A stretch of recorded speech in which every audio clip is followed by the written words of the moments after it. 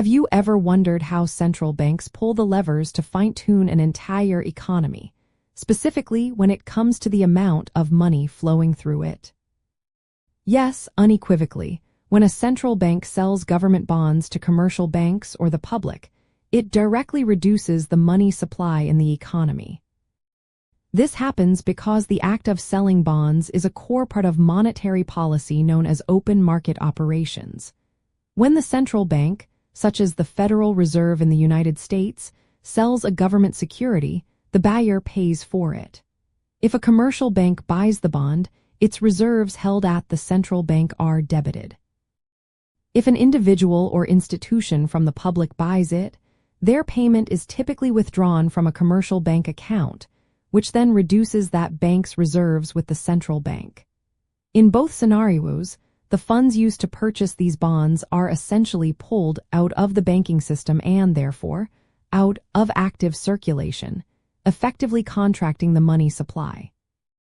Understanding this mechanism is crucial for grasping how central banks manage inflation and economic growth.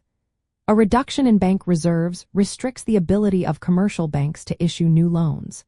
Since new loans create new money through the fractional reserve banking system, less lending translates to less money being created throughout the economy.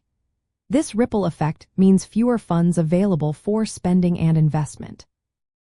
These bond sales are a precise and powerful tool for tightening monetary policy. The impact on the money supply is quite direct because commercial banks are legally required to hold a certain percentage of their deposits as reserves.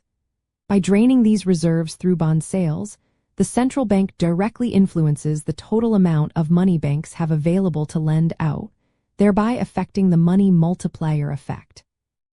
This process helps cool down an overheated economy by making credit more expensive and scarcer. Ultimately, the central bank's decision to sell government bonds is a strategic move to manage the economy's liquidity.